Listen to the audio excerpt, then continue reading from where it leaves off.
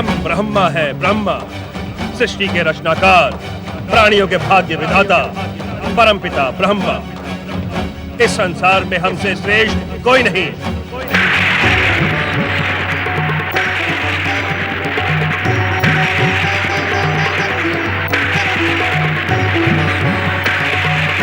इस संसार में हमसे श्रेष्ठ कोई नहीं। इस संसार में हमसे श्रेष्ठ कोई नहीं। इस संसार में हमसे श्रेष्ठ कोई नहीं। हम सर्वश्रेष्ठ हैं। हम सर्वश्रेष्ठ हैं। हम सर्वश्रेष्ठ हैं।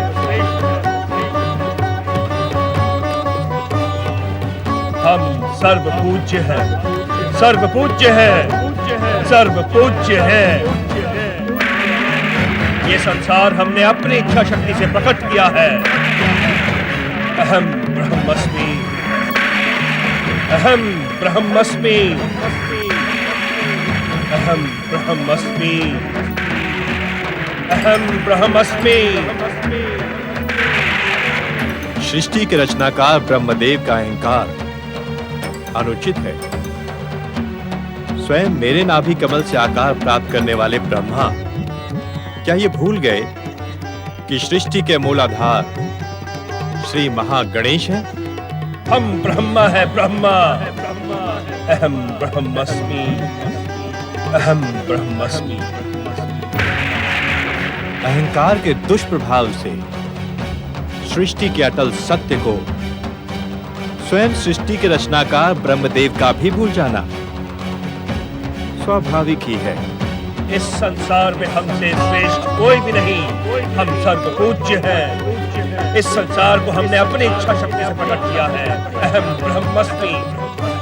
सृष्टिकर्ता ब्रह्मा के अहंकारी संवाद सृष्टि के मूलाधार प्रथम पूज्य श्री महागणेश की सर्वश्रेष्ठता के लिए चुनौती के समान है।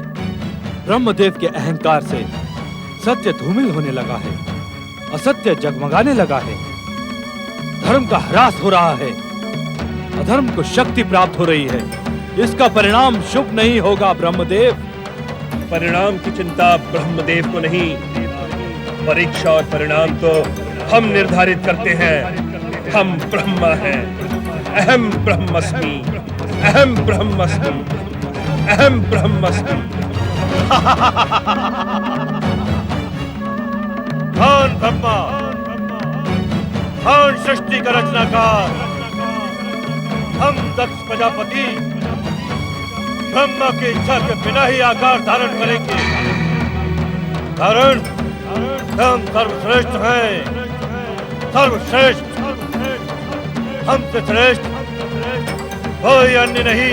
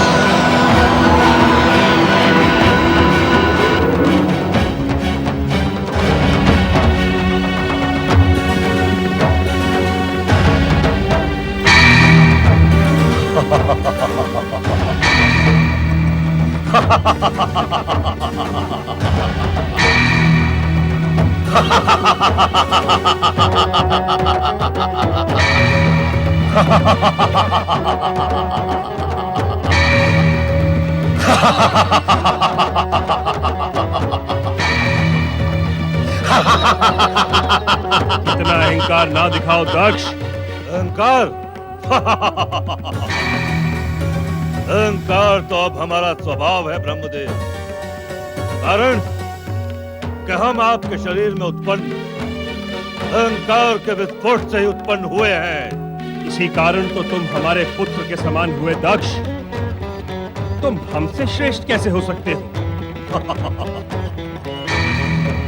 अहंकार का ऐसा ही स्वभाव होता है। जहाँ उसकी शक्ति का पलड़ा झुकने लगता है, वो तुरंत साथ साधकर संबंध स्थापित कर लेता है।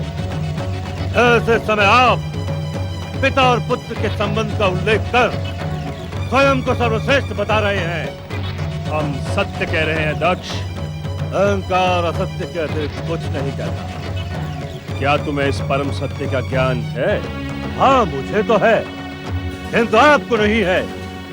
इसी कारण स्वयं को सर्वश्रेष्ठ बताकर हमारी सर्वश्रेष्ठता से विमुख हो रहे हैं। दक्ष!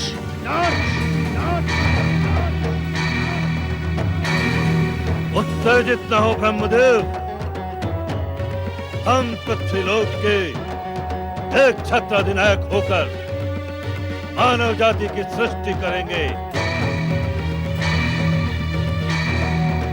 और हमारी सृष्टि आपकी सृष्टि से श्रेष्ठ होगी। श्रेष्ठ।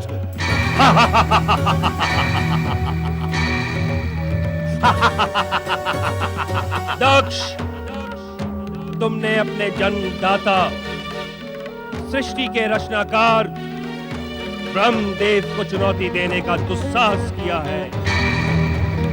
एक पुत्र के कर्तव्य से विमुख होकर तुमने पुत्र पाने का अधिकार खो दिया है।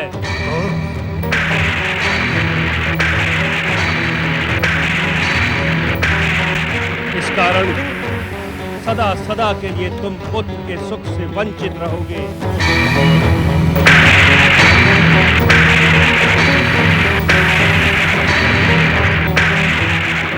तुम केवल कन्याओं के पिता बनोगे।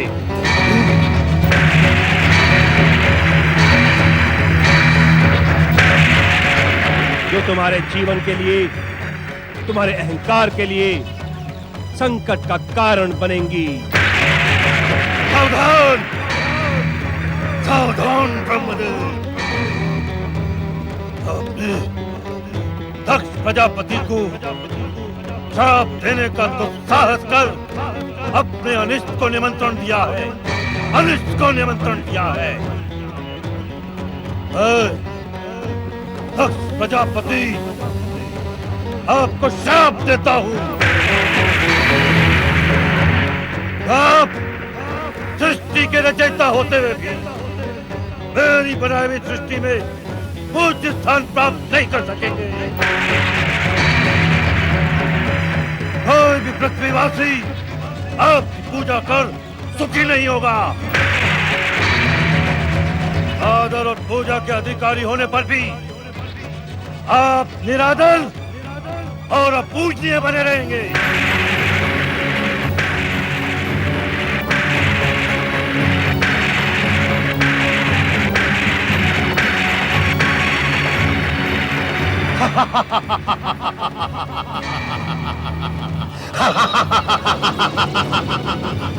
नारायण, अपने मानस पिता ब्रह्मदेव का अभिमान और भैया दक्ष का प्रतिशोध देखकर निरंतर श्री हरि की भक्ति में लगा मेरा ये मन और अधिक व्याकुल हो गया है।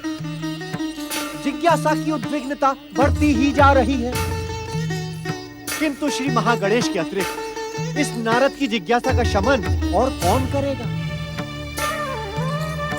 किंतु मैं श्री महागणेश को कहां ढूंढूं? वे तो केवल अपनी कृपा से ही अपने भक्तों को दर्शनों का लाभ प्रदान करते हैं।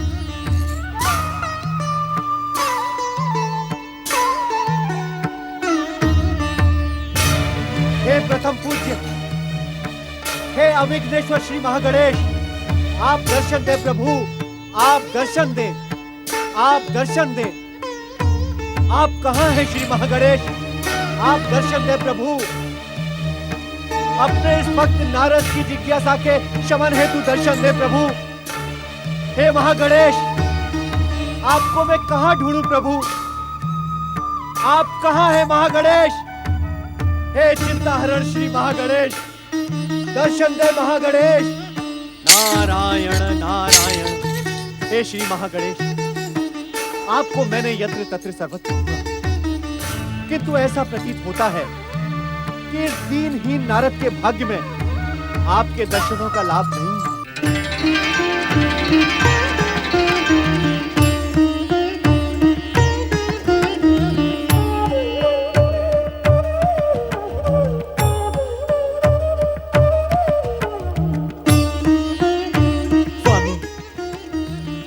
महागणेश। इतने अधिक व्याकुल होकर हमें क्यों पुकार रहे हो देवर्षि नारद? हे प्रभु, हे प्रभु, मैं धन्य हो गया। आपने अपने इस भक्त को दर्शन देकर अपने इस भक्त की लाज रख ली प्रभु। सच्चे मन से पुकारने वालों को दर्शन देना हमारा कर्तव्य है देवर्षि। हे श्री महागणेश, आप मुझे तनिक ये तो बताएं कि अपने इस भक्त के साथ में ये अन्याय क्यों? अन्याय? हाँ प्रभु, ये अन्याय ही तो है। आपकी कृपा से ये नारद 14 भुवनों में ये रोक टोक आ जा सकता है, किंतु आपके लोक में मेरा तो कोई लोक ही नहीं है नारद। अर्थात प्रभु? अर्थात यदि मैं स्वयं लोक बनाकर रहने लगा तो संसार के लोक निर्माण के कार्य का क्या होगा? नारायण नारायण। प्रभु, इतना तो बताएं कि यदि आपके भक्त आपके दर्शन करना चाहें तो आपको कहाँ ढूंढें? मुझे ढूंढने के लिए कहीं जाने की आवश्यकता नहीं है देवर्षि नारद। मैं तो इस सृष्टि के कण कण में विद्यमान हूँ। जहाँ मुझे सच्चे मन से पुकारोगे वहीं मैं प्रकट हो जाऊंगा। जय जय श्री महागणेश। नारद, सृष्टि के कर्ता ब्रह्मदेव तथा दक्ष प्रजापति के अहंकार की भीषण टक्कर देख तुम इतने व्याकुल तथा उद्विग्न क्यों हो रहे हो? हे श्री महागणेश, नारद की उद्विग्नता और व्याकुलता का कारण है उसकी जिज्ञासा। कृपा कर इतना तो बताएं कि इन अभिमानों की भयंकर टक्कर का परिणाम क्या होगा? दक्ष का अभिमान ही उसकी दुर्दशा का कारण बनेगा नारद। जय जय श्री महागणेश। और मेरे मानस पिता ब्रह्मदेव के अहंकार का परिणाम क्या होगा प्रभु? ब्रह्मदेव के अहंकार का परिणाम स्वयं दक्ष ने घोषित कर दिया है नारद। वे उस पूजनीय पद के अधिकारी नहीं होंगे जो भगवान विष्णु तथा भगवान शिव को प्राप्त होगा। ब्रह्मदेव पूजनीय तथा त्रिदेवों में से एक होने पर भी वे पूजा के अधिकारी नहीं होंगे।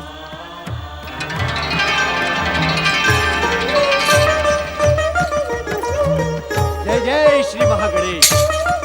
जय जय श्री महागणेश। नारायण नारायण।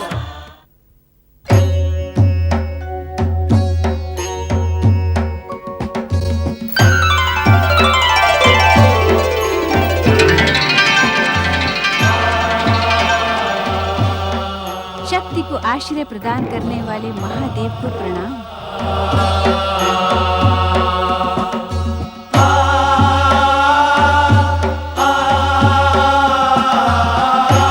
महादेवी शक्ति, आप तो सदा सदा हमारे अस्तित्व में ही समाई रहती हैं। हाँ स्वामी, संसार की शक्ति का आश्रय तो आप ही हैं। शिव आपका आश्रय है अथवा स्वयं आपसे आश्रय पाता है, ये चिंतन का विषय है। क्योंकि शक्ति के बिना शिव भी शव है। कहें, इस समय प्रकट होने का उद्देश्य क्या है? मानवीय स्वरूप में जन्म लेने की आकांक्षा के कारण ही मैं आपके सन्मुख प्रकट हुई हूँ। मानवीय जीवन प्राप्त करना अत्यंत ही सौभाग्य की आकांक्षा है, परंतु मानवीय जीवन में सुख के साथ दुख भी समान रूप से उपस्थित रहता है। पति रूप में आपको पाकर आपकी सेवा करने का महान सुख प्राप्त करने की आकांक्षा में शक्ति के लिए संसार का हर दुख सुख बन जाए। अर्थात आपका मन मातृत्व का सुख प्राप्त करने को लालायित है। हाँ अंतर्यामी, मातृत्व का गौरव प्राप्त करना नारी जीवन की सर्वश्रेष्ठ अभिलाषा होती है। आप मौन क्यों हो गए प्रभु? मानवीय जीवन की नियति से अनभिज्ञ नहीं है महादेव। मानव मन की समस्त आकांक्षाएं पूर्ण नहीं होती। कहीं आप मानवीय रूप में जन्म लेकर परिस्थितियों के दुष्चक्र में उलझ न जाएं। महादेव, शिव की शक्ति क्या परिस्थितियों के दुष्चक्र में उलझ सकती है?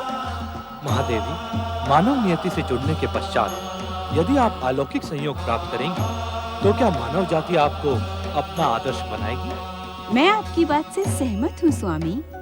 मैं बिना अलौकिक सहयोग के मानव जीवन के दुख झेलने को भी प्रस्तुत हूँ। महादेवी, इस पुनीत कार्य के लिए आप उचित अवसर की प्रतीक्षा क्यों नहीं करती? कब आएगा वो उचित अवसर?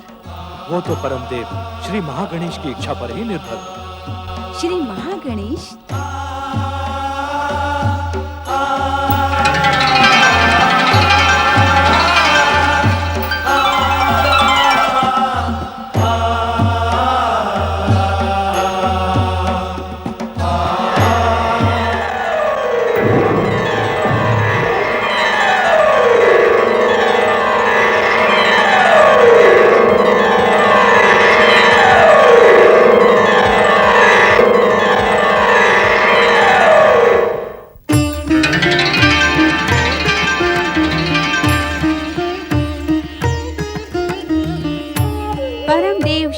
महागणेश को शक्ति का प्रणाम।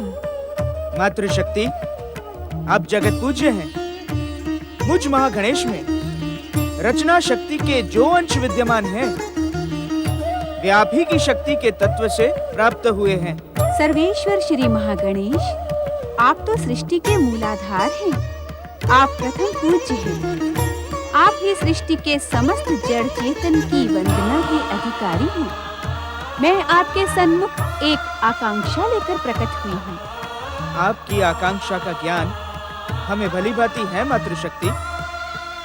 आपने महादेव शिव के सम्मुख जो मानवीय रूप धारण करने की इच्छा प्रकट की है, उसके पीछे आपकी माता बनने की कामना है। आपने पुत्र रूप में हमें प्राप्त कर हमें गौरव प्रदान करने की अभिलाषा की है। आप तो बिना कहे ही सब कुछ जान गए सर्वेश्वर श्री महागणेश। अब कृपा करके मेरी अभिलाषा भी पूर्ण करें। हे मातृशक्ति, आपकी अभिलाषा पूर्ण कर आपकी गोद में खेलने के लिए मेरा मन अभी से मचल रहा है। किंतु क्या श्री महागणेश? हम भी भगवान शिव की बात से सहमत हैं मातृशक्ति। ये समय मानवीय अवतार धारण करने के लिए उचित नहीं है। कारण? मातृशक्ति, आपको हमें पुत्र के रूप में प्राप्त करने के लिए लंबी प्रतीक्षा करनी होगी। मैं आपको पुत्र रूप में पाने के लिए लंबी प्रतीक्षा नहीं कर सकती श्री महागणेश।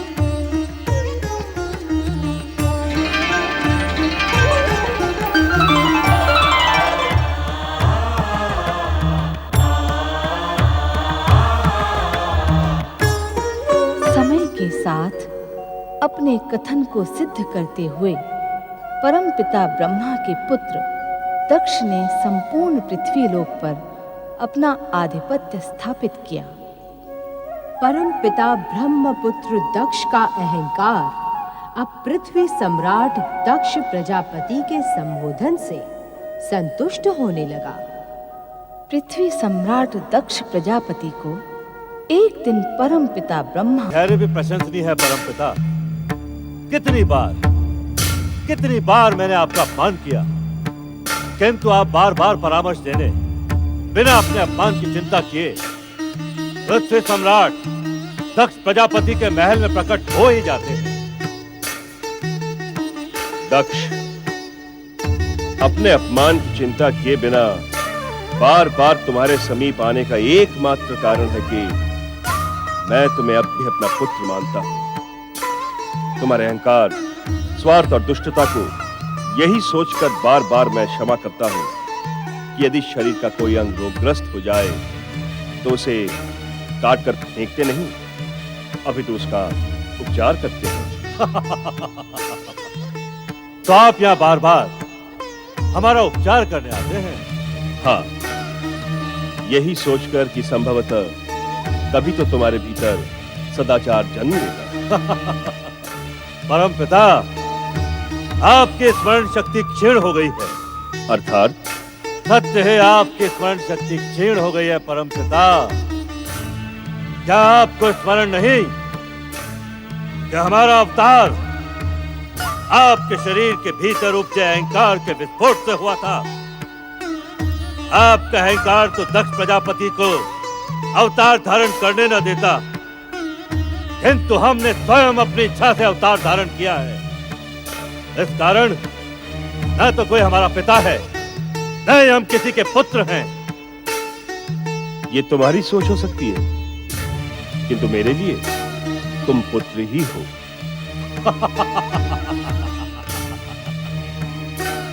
आश्चर्य है कि श्रापित होकर भी आपका स्वार्थ और स्वाभिमान नष्ट नहीं हुआ। दक्ष प्रजापति से संबंध जोड़ने का एक भी अवसर मिलने पर आप कदाचित नहीं चूकते हैं। दक्ष, मैं जानता हूं कि जन्म लेने के पश्चात तुमने मुझे अपूजनीय होने का श्राप दिया था, किंतु वो श्राप मेरे लिए श्राप नहीं, वरदान सिद्ध हुआ। वरदान? तुम्हारा चकित होना स्वाभाविक ही है दक्ष, क्योंकि आज तक जिस श्राप के कारण तुम्हारा अहंकार संतुष्ट होता था, आज वो मिथ्या प्रमाणित हो रहा है। कारण जानने के इच्छुक हो? अवश्य अवश्य। प्रजापति दक्ष अवश्य वो कारण जानने के इच्छुक है ब्रह्मदेव। यह उनका शाप वरदान कैसे हो गया? क्योंकि पूजा में प्रशंसा और समर्पण का भाव सबसे अधिक होता है, और प्रशंसा और समर्पण के भाव से ही अहंकार को संतुष्टि मिलती है। और तुम्हारे ही श्राप के कारण कोई पृथ्वीवासी मेरी पूजा नहीं करता, जिससे मेरा अहंकार सदा शांत रहता है। इसी कारण तुम्हारा श्राप मेरे लिए वरदान सिद्ध हुआ। अर्थात अनजाने ही दक्ष प्रजापति ने आप पर महान उपकार किया है। निसंदेह। परमपिता, आज के पूर्व आपका आगमन सदा मेरी उत्तेजना का कारण बनता था, परंतु आज आपके मुख से सत्य सुनकर हम प्रसन्न हुए। पृथ्वी सम्राट दक्ष प्रजापति के दर्शनों की इच्छा आपके मन में क्यों जागी? दक्ष, अब वो समय आ गया है जब किसी श्रेष्ठ परिवार में तुम्हारा विवाह संबंध स्थापित कर दिया जाए। इस पृथ्वीलोक पर तो कोई ऐसा श्रेष्ठ परिवार पृथ्वी सम्राट दक्ष प्रजापति को दिखाई नहीं देता। पृथ्वी लोक पर जन्म लेने वाले हर प्राणी का भविष्य नियंता की लेखनी से उसके जन्म के साथ ही लिख दिया जाता है। और तुम्हारा विवाह प्रजापति वीरण की सौभाग्यवती, सुशील और रूपवती कन्या वीरनी के साथ होना निश्चित है। प्रजापति वीरण? इस नाम का तो कोई प्रजापति पृथ्वीलोक पर नहीं है। कौन है यह प्रजापति वीरण? तुम्हारी भांति मैं तुमसे ये नहीं कहूंगा कि तुम्हारी स्मरण शक्ति क्षीण हो गई, किंतु क्या वास्तव में तुम सप्तद्वीप के वीरध्वज प्रदेश के प्रजापति वीरण को नहीं जानते? हम जानने के इच्छुक भी नहीं है ब्रह्मदेव। वो सप्तद्वीप हो अथवा सिंधु द्वीप, हर प्रजापति को अपनी सुरक्षा के लिए पृथ्वी सम्राट प्रजापति दक्ष को एक निर्धारित शुल्क देकर संतुष्ट करना पड़ता है। और हम तब तक उस प्रजापति का नाम जानने के इच्छुक नहीं हैं जब तक कि वो हमारे सम्मान में त्रुटि नहीं करता। वीरन के स्वभाव से मैं भलीभांति परिचित हूं दक्ष। वो तुम्हारे तो क्या, किसी के भी सम्मान में त्रुटि नहीं करता। इसी कारण मेरा परामर्श है कि तुम प्रजापति वीरन की कन्या से अपने विवाह की स्वीकृति दे दो। हमारी स्वीकृति से पूर्व आप वीरण से कहें कि वो कन्यादान के लिए हमारी सेवा में उपस्थित होकर हमें अपनी प्रार्थना करके प्रसन्न करें।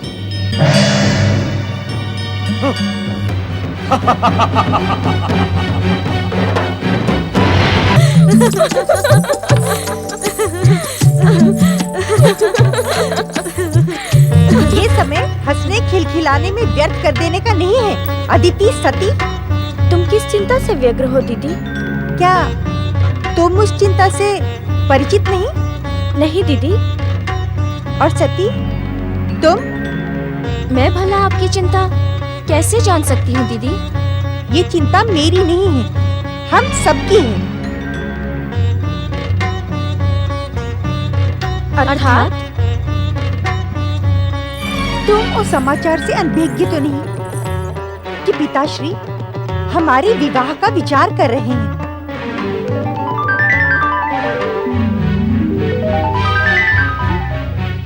भीरू स्त्रियों की भांति लज्जा करने की आवश्यकता नहीं है।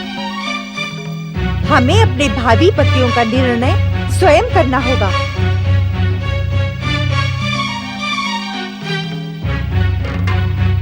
आप उचित नहीं कह रही हैं दीदी। क्या कहने की इच्छुक हो तुम अदिति? यही कि इस विषय में हमें सोचने की क्या आवश्यकता है दीदी। हमारे माता पिता हमारे शुभचिंतक हैं, वे हमारे लिए योग्य वरों का ही चयन करेंगे। तुम्हें अपनी बहन कहते हुए मुझे लज्जा का अनुभव हो रहा है अदिति। हमारे स्वाभिमानी और महान पिता दक्ष प्रजापति का तनिक भी अभिमान तुम में नहीं है? चकित होने की आवश्यकता नहीं है। तुम्हारी संकेतों की भाषा हम समझ नहीं पा रहे हैं दीदी। यदि संकेतों की भाषा समझ नहीं पा रही हो तो मैं सरल भाषा में कहती हूँ। क्या तुम दोनों अपने आप को माता पिता की इच्छा के सम्मुख समर्पित कर देने की इच्छुक हो?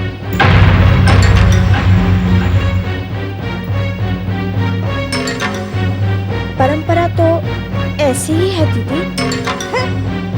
परंपरा? हम दक्ष प्रजापति की पुत्रियां हैं। ये पृथ्वी लोक हमारी संपत्ति है। सामाजिक परंपराएं हमें निर्णय लेने के लिए बाध्य नहीं कर सकती। किंतु क्या भविष्य तुम्हारे निर्णय को अनुचित नहीं कहेगा? भविष्य से भयभीत होकर स्थिति अपना सौभाग्य बदल नहीं सकती, अपितु अपने निर्णय से भविष्य को अपनी प्रशंसा करने के लिए विवश कर देगी। जानती हो क्यों? क्यों दीदी? क्योंकि दीदी को अपने लिए असाधारण महापुरुष पति की अभिलाषा है, जिसका निर्णय वह स्वयं करेगी। स्वयं।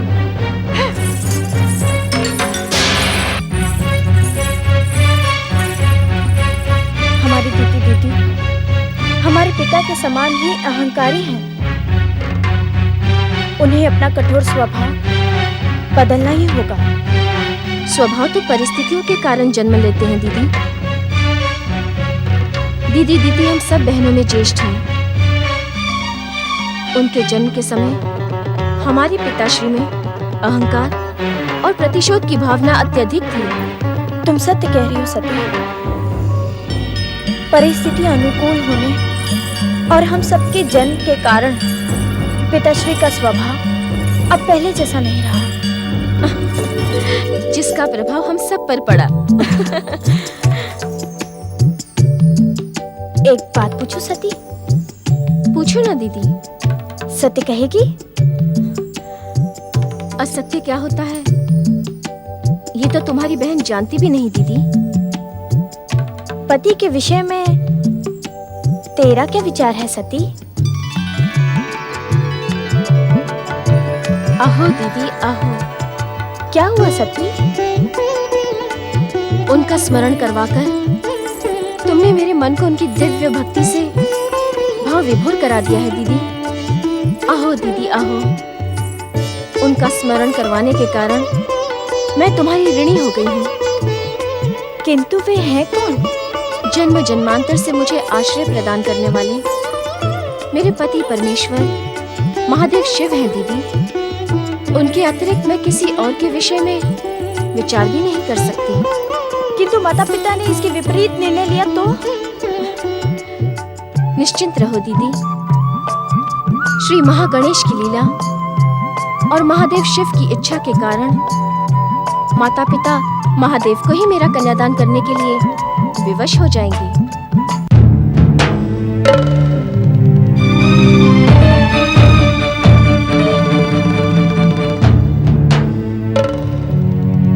अब इस विषय पर और अधिक सोच विचार करने की आवश्यकता नहीं है महारानी। किंतु स्वामी। महारानी, आप भली भांति जानती हैं कि किंतु परंतु जैसे शब्द हमें तनिक भी प्रिय नहीं, और जब ये शब्द हमारे निर्णय के मध्य आते हैं तो हमारा स्वाभिमान विध्वंसक होने को उतावला हो जाता है। क्षमा स्वामी क्षमा। मेरी बात को अन्यथा ना ले। मैं तो केवल प्रार्थना कर रही थी। नहीं, किसी प्रार्थना की कोई आवश्यकता नहीं है महारानी। हम अपनी कन्याओं के लिए स्वयं ही महान और असाधारण महापुरुषों का चयन करेंगे। स्वामी, क्यों न हम अपनी महान कन्याओं के लिए एक भव्य स्वयंवर का आयोजन करें? स्वयंवर? हाँ स्वामी, स्वयंवर तो मानव जाति की परंपराओं के अनुकूल है। महारानी, हम मानव जाति की परंपराओं का अनुसरण नहीं करेंगे। हम अपनी परंपरा स्वयं निर्मित करते हैं।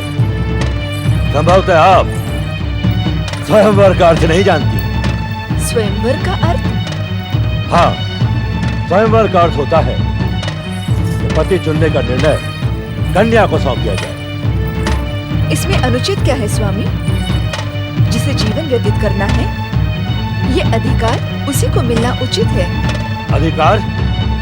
तो क्या हम अपने अधिकार से वंचित हो जाएं? अर्थात? महारानी, हम अपनी कन्याओं के भविष्य का निर्माण स्वयं करेंगे। महारानी, हम भली भांति जानते हैं कि हमारी पुत्रों की योग्य कौन कौन है। महारानी वीरनी, हम दक्ष प्रजापति घोषणा करते हैं कि अपनी पुत्रियों के भविष्य का निर्णय हम करेंगे, केवल हम।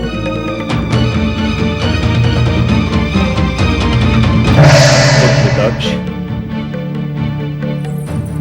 ब्रह्मदेव, आप इस समय यहाँ? पुत्र, तुम्हें चिंता मुक्त करने के उद्देश्य से ही मैं यहाँ प्रकट हुआ हूँ। चिंता? दक्ष प्रजापति को चिंता? इस पृथ्वीलोक के एकमात्र प्रजापति दक्ष प्रजापति को चिंता? ब्रह्मदेव, जिस दिन चिंता को अपने अस्तित्व से मोह समाप्त हो जाएगा, उस दिन वो दक्ष प्रजापति की ओर आंख उठाकर देखने का भी तो साहस करेगी। स्वामी, परम पिता ब्रह्मा जी परम आदरणीय हैं। वे किस उद्देश्य से यहाँ पधारे हैं, आप सुन तो ले। हम भली भांति जानते हैं कि कौन कितना आदरणीय है। किस उद्देश्य से आए हैं आप यहाँ? पुत्र दक्ष, तुम्हारी पुत्री और हमारी पौत्री प्रिय सती का विवाह महादेव शिव से पूर्व निश्चित है।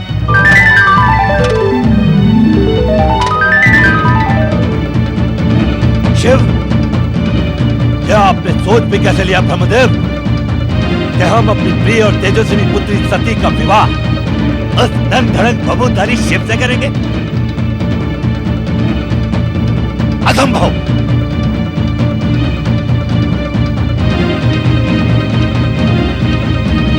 दक्ष, संभवतः तुम महादेव शिव की महानता से अपरिचित हो, इसी कारण तुम उनके प्रति अपमानजनक शब्दों का प्रयोग कर रहे हो। प्रजापति दक्ष अपनी महानता के अतिरिक्त किसी अन्य की महानता को जानने का इच्छुक भी नहीं है ब्रह्मदेव। तुम्हें परामर्श देना हमारा कर्तव्य था। आपको परामर्श देने के लिए हमने आमंत्रित नहीं किया था। तुम आमंत्रित करो अथवा ना करो, किंतु ब्रह्म वाक्य अटल है।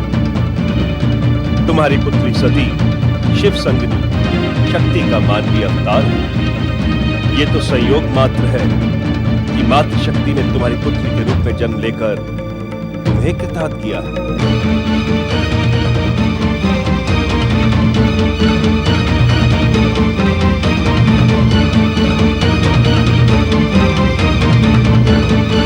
हमारी पुत्री के रूप में जन्म लेकर शक्ति रूपी सती हमारा आदेश मानने को विवश है ब्रह्मदेव।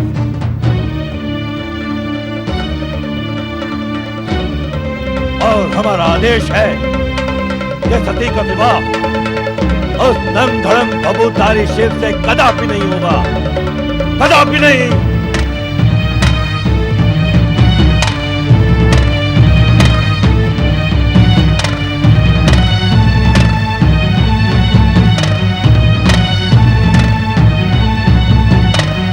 तुम्हारी इच्छा मात्र से सृष्टि का अटल सत्य और ब्रह्म वाक्य बदल नहीं सकता पुत्र दक्ष। सती का विवाह महादेव शिव से होकर रहेगा।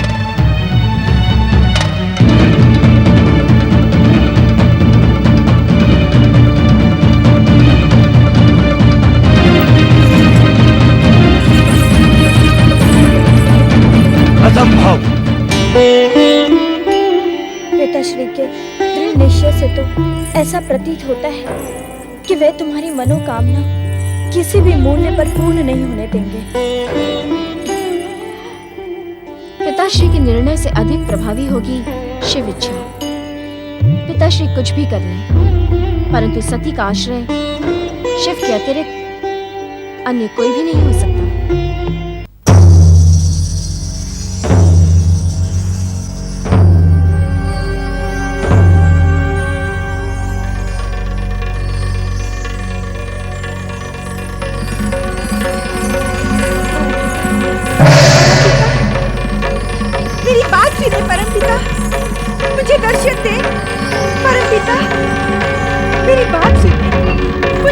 दर्शन दे परमपिता, मुझे आपसे कुछ कहना है।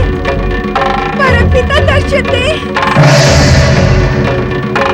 प्रणाम परमपिता। अखंड सौभाग्यवती भव पुत्री। तुम मुझे इस प्रकार क्यों पुकार रही थी पुत्री दीदी? इस प्रकार मेरी उपेक्षा क्यों परमपिता? आप मेरे साथ ऐसा अन्याय क्यों कर रहे हैं? उपेक्षा? अन्याय? मैं कुछ समझा नहीं पुत्री। आप तो हर मन की बात जानते हैं परमपिता। मैं दक्ष प्रजापति की ज्येष्ठ पुत्री और आपकी ज्येष्ठ पौत्री हूँ, किंतु आपने मेरी उपेक्षा करके मेरी छोटी बहन सती की विवाह संबंध की घोषणा कर दी, जबकि दक्ष कन्याओं में विवाह का प्रथम अधिकार मेरा है। पुत्री दीदी, हर किसी के भविष्य का कथन करना उचित नहीं होता, इससे भ्रम उत्पन्न होता है। नहीं परमपिता, अब मुझे भी मेरे भावी पति के विषय में बताएं। ये अनुचित है पुत्री। ब्रह्मवाक्य अटल सत्य होता है परमपिता, वह अनुचित कैसे हो सकता है? आप मेरे आग्रह की उपेक्षा न करें, मुझे बताएं कि मेरा पति कौन होगा। तुम्हारा ही नहीं, अदिति आदि प्रजापति दक्ष की कुल 13 कन्याओं का विवाह कश्यप ऋषि के साथ होगा। ये आप क्या कह रहे हैं परमपिता? मैं इस अन्याय को कदापि स्वीकार नहीं करूंगी। क्या कहने की इच्छुक हो तुम? मेरे पति पर केवल मेरा अधिकार होगा। मैं किसी अन्य का हस्तक्षेप कदापि स्वीकार नहीं करूंगी। अपने पिता दक्ष के समान तुम्हारा स्वभाव भी हठी है, किंतु प्राणी लोक का हर प्राणी नियति के आगे विवश है। अर्थात? जिस प्रकार तुम्हारी बहन सती का भविष्य महादेव शिव से जुड़ा है, उसी प्रकार तुम 13 बहनों का भाग्य कश्यप ऋषि से जुड़ा है। मैं इस अटल नियति को पलट दूंगी, इसे कदापि स्वीकार नहीं करूंगी। कठोर से कठोर हठ साध कर भी तुम इस अटल नियति को बदल नहीं सकते। आप इस सत्य से भली भांति परिचित है परमपिता कि मैं अपने पिता दक्ष के समान ही हठी स्वभाव की हूँ। नियंता की नियति को मैं अपने हठ से बदलने पर विवश न कर दूं, तो मेरा नाम भी दक्ष पुत्री दिति नहीं है। दिति, तुम मेरी ज्येष्ठ पौत्री हो। ऐसा कुछ न करना जिससे तुम्हारा सौभाग्य ही संकट में पड़ जाए। दिति का सौभाग्य कदापि संकट में नहीं पड़ेगा परमपिता, अपितु दिति के सौभाग्य में हस्तक्षेप करने वाले का सौभाग्य निश्चित ही दुर्भाग्य में बदल जाएगा। मैं उसे भी नियति का निर्णय ही मानूंगा। समय आपको दिति के सम्मुख नियति की पराजय स्वीकार करने के लिए विवश कर देगा परमपिता। मेरी ज्येष्ठ पौत्री दिति, अपने हठ का त्याग करो और इस सत्य को स्वीकार कर लो कि हम सब नियंता के नियति पाश से बने हैं। हम जो कुछ भी करते हैं वो नियंता की इच्छा पर ही निर्भर होता है। हमारा अहंकार उसे अपनी उपलब्धि मान लेता है, किंतु उसका परिणाम कदापि हमारे हित में नहीं होता। धैर्य जीवन की बहुमूल्य उपलब्धि है परमपिता। आपकी ज्येष्ठ पौत्री दिति के सौभाग्य के विषय में अब तो आपको धैर्य रखना ही होगा, क्योंकि नियंता और उसकी इच्छा का हर उत्तर समय आने पर अब दिति का दृढ़ निश्चय देगा। दृढ़ निश्चय अथवा दृढ़ हठ? जिसे मैं दृढ़ निश्चय समझती हूँ, यदि आप उसे हठ समझें, तो मुझे तनिक भी आपत्ति नहीं है परमपिता, क्योंकि मुझे निश्चय और हठ में कोई स्थायी अंतर नहीं दिखाई पड़ता। पौत्री, ऐसा प्रतीत होता है कि तुम्हारे अहंकार के कारण ही तुम्हारी गुरुकुल की शिक्षा भी अपूर्ण ही रही। क्या कहने की इच्छुक हैं आप? मेरे पुत्र दक्ष ने इस युग के सर्वश्रेष्ठ विद्वान जिस गुरु के पास तुम्हें शिक्षा प्राप्त करने के लिए भेजा था, विश्वास नहीं होता कि उसने तुम्हें निश्चय और हठ के मध्य स्थायी अंतर का भेद न समझाया हो।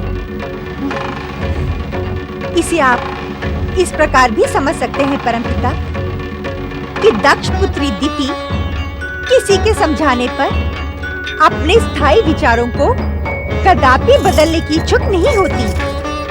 निस्संदेह मेरे गुरु ने मुझे यह पाठ अवश्य पढ़ाया होगा, किंतु मेरी रुचि जिस विषय में नहीं होती उसे मैं सुनने में भी समय व्यर्थ करना समझती हूँ। ऐसी स्थिति में ना तो मैं तुम्हारी कोई सहायता कर सकता हूँ और ना ही किसी प्रकार का परामर्श दे सकता हूँ। हाँ, तुम्हारे और नियति के संघर्ष को अब मैं देखूंगा अवश्य।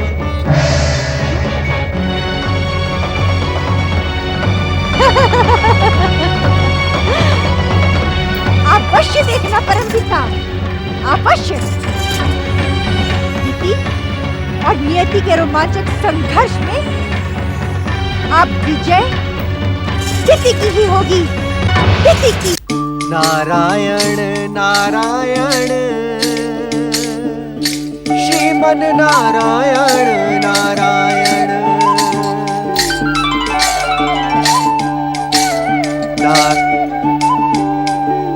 अरे ब्रह्म ज्योति। हे परमपिता, हे परमपिता, जब सौभाग्यवश मुझे आपकी इस पवित्र ज्योति के दर्शन हो ही गए हैं तो कृपा कर अपने महान दर्शन देकर मुझे कृतार्थ करें परमपिता, मुझे कृतार्थ करें।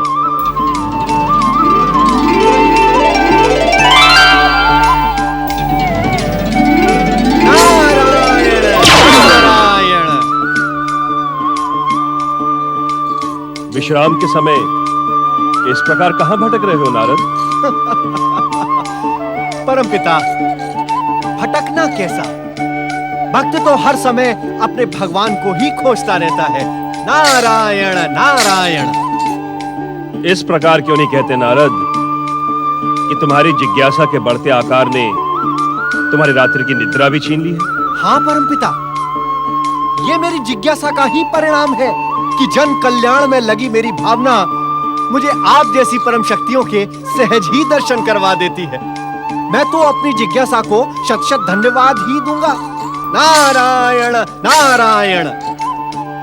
उचित है, तुम अपनी जिज्ञासा को धन्यवाद दो, मैं ब्रह्मलोक प्रस्थान करता हूं। परमपिता, जब सौभाग्य से मुझे आपके दर्शन मिल ही गए हैं तो मेरी जिज्ञासा का शमन करते हुए मुझे इतना भी बता दें कि आप आ कहां से रहे हैं? हम प्रजापति दक्ष को परामर्श देने गए थे नारद, किंतु उसने हमारा अपमान किया। नारायण नारायण। परमपिता, अहंकार करना एवं हरेक का अपमान करना तो भैया दक्ष का स्वभाव बन गया है। इसमें आश्चर्य कैसा? परंतु इसका परिणाम शुभ नहीं होगा। अहंकारी का परिणाम शुभ हो ही नहीं सकता परमपिता। किंतु दक्ष कन्याओं का भविष्य क्या होगा परमपिता? तुम्हारी जिज्ञासा ने प्रश्न बनना आरंभ कर दिया है तो सुनो नारद, अपनी दिव्य दृष्टि से दक्ष कन्याओं का भविष्य देखकर हम स्वयं चकित हैं। नारायण नारायण। परंतु ये समय उस भविष्य को बताने के लिए अनुचित है। केवल इतना जान लो, महादेव शिव और प्रजापति कश्यप ऋषि प्रजापति दक्ष की जामाता बनेंगे। किंतु परमपिता। अपने किंतु के लिए भविष्य की प्रतीक्षा करो नारद। परमपिता।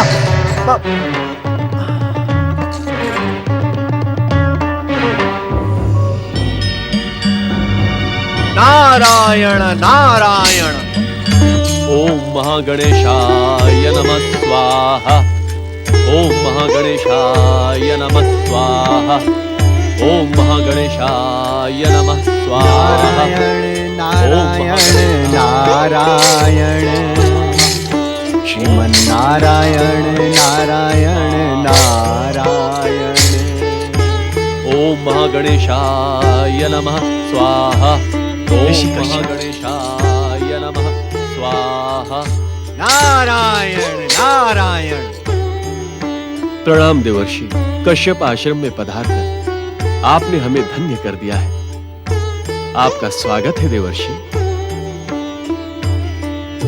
आपने यहां पधारकर मेरे सौभाग्य में वृद्धि की है देवर्षि। ऋषिवर, जिस पर परम देव श्री महागणेश की कृपा दृष्टि हो, उसके सौभाग्य में भला ये नारद नारायण नारायण क्या वृद्धि कर सकता है।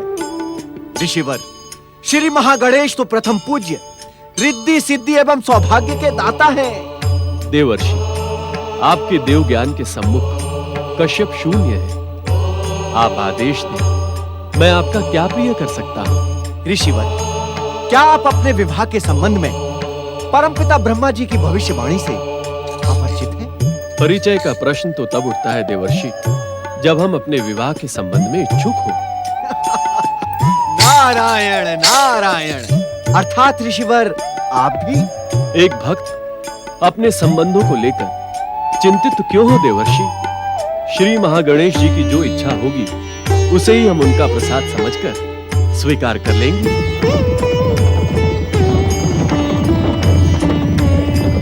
आपके विचार श्रेष्ठ है ऋषिवर। भविष्य आपके पद चिन्हों पर चलकर धन्य हो जाए। नारायण नारायण।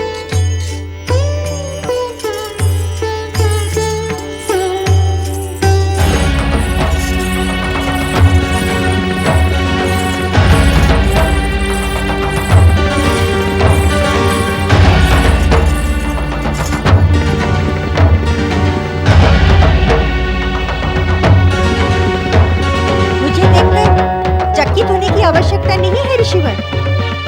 मैं दक्ष प्रजापति की ज्येष्ठ पुत्री दिति हूँ। राजकुमारी दिति, आप यहाँ किस उद्देश्य से आई हैं? देवर्षि नारद के जाने के पश्चात भी क्या इस प्रश्न की आवश्यकता है?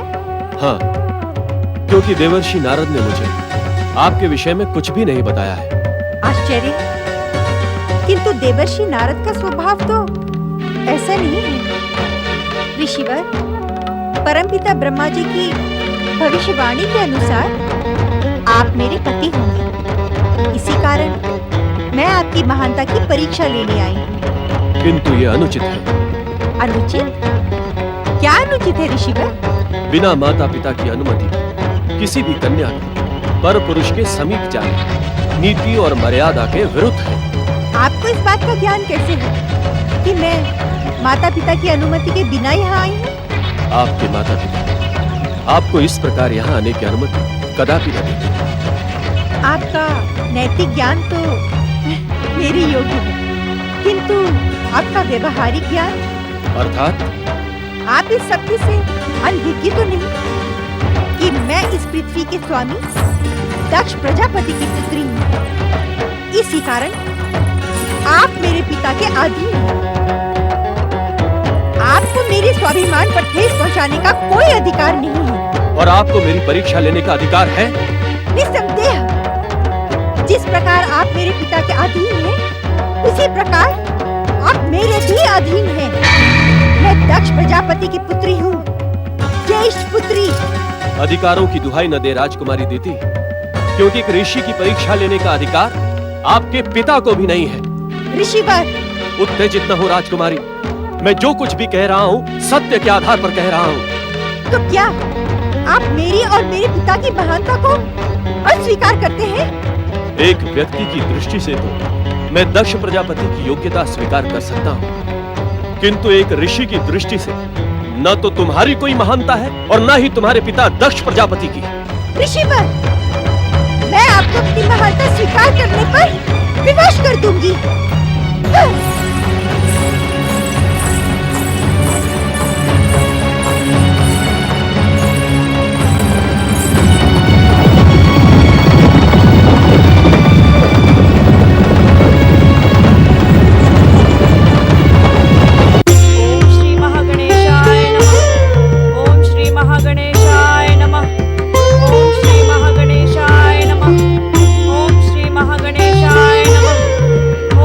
महागणेश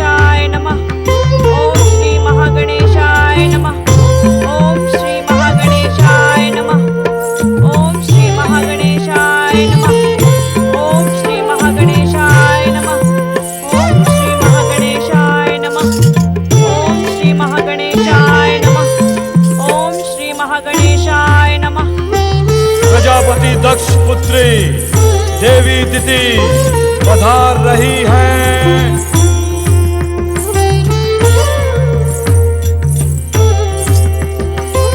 मुझे आप दोनों से कुछ कहना है। अवश्य कहो पुत्री। आपको मेरा विवाह ऋषि कश्यप प्रजापति के साथ करना होगा। ऋषि कश्यप प्रजापति? हाँ। दीदी, तुम्हारा विवाह किसके साथ होगा इसका निर्णय हम करेंगे। तुम्हें अपने पति के चुनाव का कोई अधिकार नहीं है। उत्तेजित न हो पिताश्री। मेरा निर्णय परमपिता ब्रह्मा जी की अटल भविष्यवाणी से जुड़ा है। न तो हम तुम्हारे निर्णय को महत्व देते हैं, न ही ब्रह्मदेव की भविष्यवाणी को। होगा वही जो हमारी इच्छा होगी। आप मुझे निर्णय बदलने के लिए बाध्य नहीं कर सकते पिताश्री। तुमने सुनो नहीं दीदी, इस बात का अंतिम निर्णय हम स्वयं करेंगे। और हाँ, अब इस विषय पर चर्चा की कोई आवश्यकता नहीं है।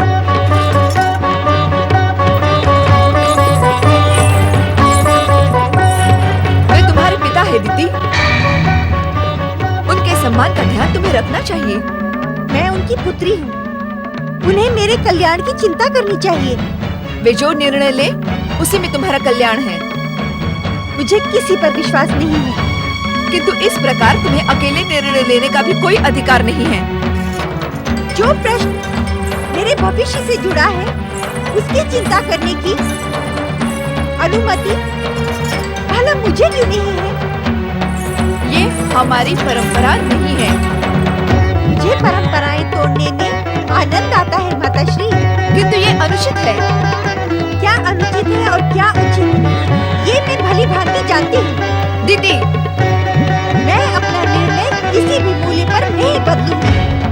कश्यप ऋषि के साथ विवाह करके मैं उनका अभिमान खंडित करूंगी और अपनी महानता सिद्ध करूंगी।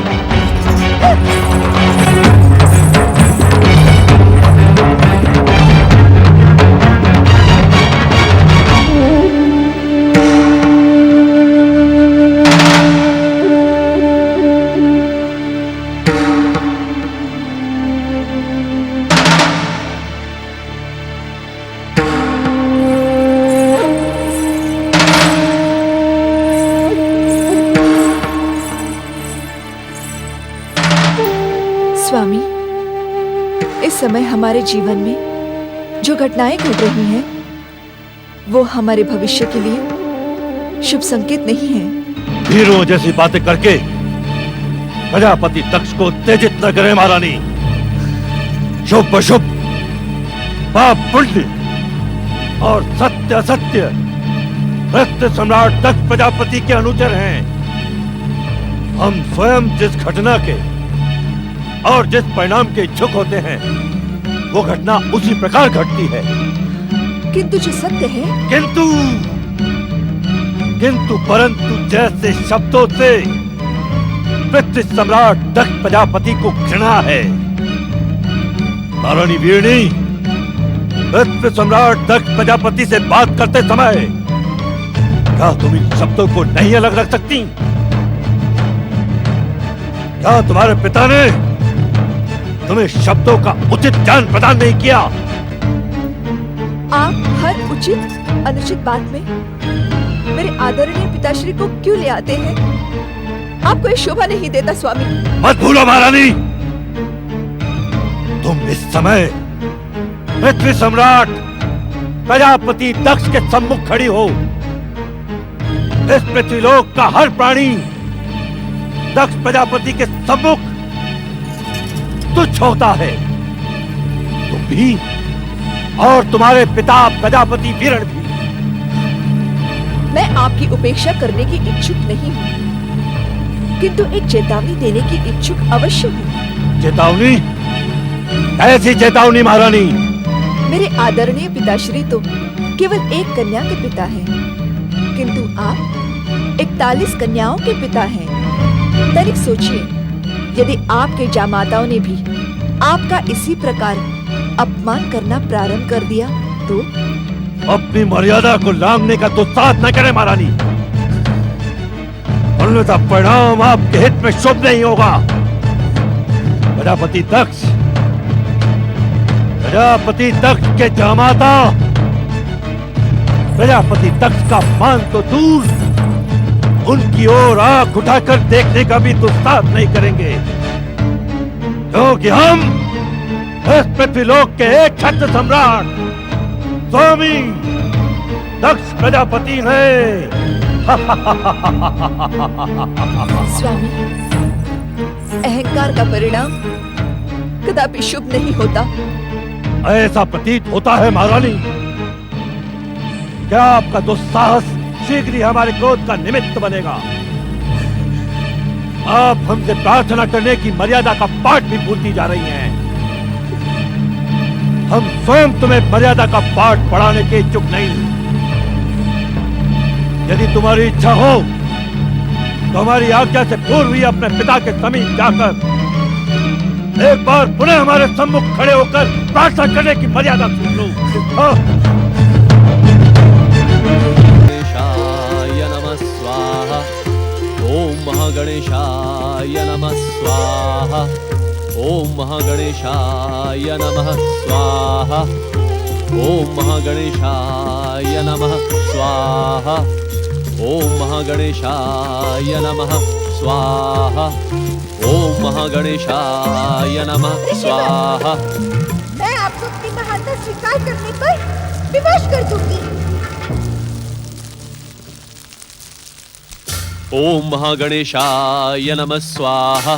ओम महागणेशाय नमः स्वाहा। मुझे देखकर चकित होने की आवश्यकता नहीं है ऋषिवर। मैं दक्ष प्रजापति की ज्येष्ठ पुत्री दिति हूँ। राजकुमारी दीदी, आप यहाँ किस उद्देश्य से आए? परमपिता ब्रह्मा जी की भविष्यवाणी के अनुसार आप मेरे पति होंगे। इसी कारण मैं आपकी महानता की परीक्षा लेने आई हूँ। किंतु ये अनुचित है। अनुचित? क्या अनुचित है ऋषिवर? बिना माता पिता की अनुमति के किसी भी कन्या के पर पुरुष के समीप जाना नीति और मर्यादा के विरुद्ध है। आप इस सत्य से अनभिज्ञ तो नहीं कि मैं इस पृथ्वी के स्वामी दक्ष प्रजापति की पुत्री हूँ। इसी कारण आप मेरे पिता के अधीन हैं। आपको मेरे स्वाभिमान पर ठेस पहुँचाने का कोई अधिकार नहीं है। अधिकारों की दुहाई न दे राजकुमारी दीदी, क्योंकि एक ऋषि की परीक्षा लेने का अधिकार आपके पिता को भी नहीं है। ऋषिवर, उत्तेजित न हो राजकुमारी। मैं जो कुछ भी कह रहा हूँ सत्य के आधार पर कह रहा हूँ। तो क्या आप मेरी और मेरे पिता की महानता को अस्वीकार करते हैं? एक व्यक्ति की दृष्टि से तो मैं दक्ष प्रजापति की योग्यता स्वीकार कर सकता हूँ, किंतु एक ऋषि की दृष्टि से न तो तुम्हारी कोई महानता है और न ही तुम्हारे पिता दक्ष प्रजापति की। ऋषिवर, मैं आपको अपनी महानता स्वीकार करने पर विवश कर दूंगी।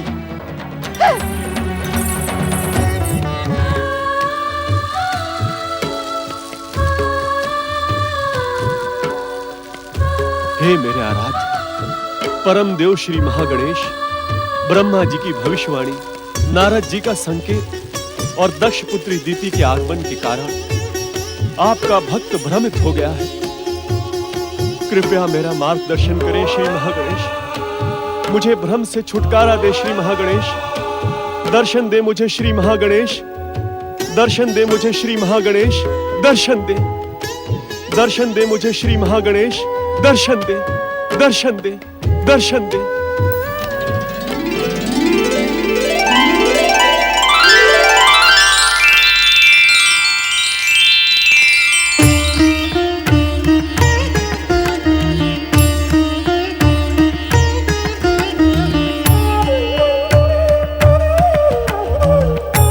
भक्त शिरोमणि प्रजापति कश्यप, विधि के विधान अनुसार तुम्हारा विवाह प्रजापति दक्ष की दिति, अदिति आदि 13 कन्याओं के साथ पूर्व निश्चित है। उन्हीं के माध्यम तथा मेरी कृपा के कारण तुम असाधारण पुत्रों के पिता बनोगे। तुम्हारे विवाह से सृष्टि की अनेक महत्वपूर्ण घटनाएं जुड़ी हुई हैं। तुम्हारे इस विवाह के प्रस्ताव को अपनी स्वीकृति प्रदान करो। तुम्हारा कल्याण हो।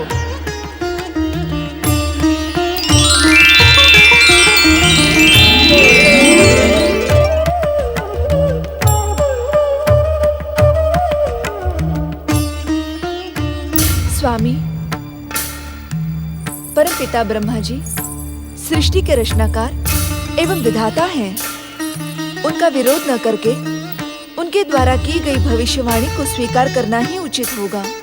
महारानी, आप भली भांति जानती हैं, ब्रह्मदेव के लिए हमारे मन में तनिक भी आदर नहीं है। आज हमारे श्राप के कारण वो समस्त पृथ्वीलोक पर अपूजनीय है। सती के लिए शिव से श्रेष्ठ जमाता नहीं मिलेंगे स्वामी। शिव शिव शिव, कहीं ऐसा न हो कि तुम सबके हट के कारण मैं संपूर्ण पृथ्वीलोक पर शिव नाम पर रोक लगा दूं। स्वामी, पिताश्री, हमारे अटल भविष्य में हस्तक्षेप न करें, अन्यथा परिणाम भयानक होगा। मेरी पुत्रियों का इतना दुस्साहस कि मेरा अपमान करने लगी हैं। इन्हें अपनी हठधर्मी का पश्चाताप करना ही होगा, अन्यथा मां गणेश भी इनकी सहायता नहीं कर पाएंगे। ओम श्री महागणेशाय नमः। ओम श्री महागणेशाय नमः। ओम श्री महागणेशाय नमः। अदिति, बहन अदिति, अदिति, अदिति, तुम इस तरह विलाप करते हुए श्री महागणेश का स्मरण क्यों कर रही हो? ये विलाप नहीं है दीदी। तो ये क्या है? पश्चाताप का निर्मल जल है दीदी। पश्चाताप? कैसा पश्चाताप? अपने दुष्कर्मों का पश्चाताप दीदी। दुष्कर्म? कैसा दुष्कर्म अदिति? शीघ्र बताओ, हमें शीघ्र बताओ अदिति। तुम्हारी बातों से हमें भय लग रहा है। अदिति, कैसा दुष्कर्म? बताओ हमें। एक पुत्री होकर हमने अपने पिता का अपमान किया है। उनसे वाद विवाद करके उन्हें कष्ट पहुंचाया है। उन्हें चेतावनी देकर उनके अधिकारों में हस्तक्षेप किया है। अपने दुष्कर्मों के लिए मैं स्वयं को क्षमा नहीं कर सकती, इसलिए शरणागत वत्सल श्री महागणेश से क्षमा याचना कर रही थी। किंतु पुत्री अदिति, प्रणाम पिताश्री। तुम वास्तव में हमारी पुत्री कहलाने की योग्य हो। तुम्हारी बातें सुनकर हमारा मन प्रसन्न हो गया। हमें क्षमा कर दीजिए पिताश्री। भावना के प्रभाव में बहकर विगत रात्रि हमने आपसे जो दुर्व्यवहार किया, उसके लिए हमें ग्लानि और पश्चाताप है। क्षमा मांगने की कोई आवश्यकता नहीं पुत्री अदिति। हम तुम पर प्रसन्न हैं और स्वयं को मुझ में समर्पित करने के कारण तुम मेरे आशीर्वाद के अधिकारी हो। मैं तुम्हें आशीर्वाद देता हूं पुत्री अदिति कि संसार के सर्वश्रेष्ठ पुत्रों की तुम माता बनोगी। पुत्र पाने की इच्छुक हर माता तुम्हारे समान पुत्र प्राप्त करने की कामना करेगी। तुम्हारा और तुम्हारे पुत्रों का नाम सदा इस संसार में अमर रहेगा।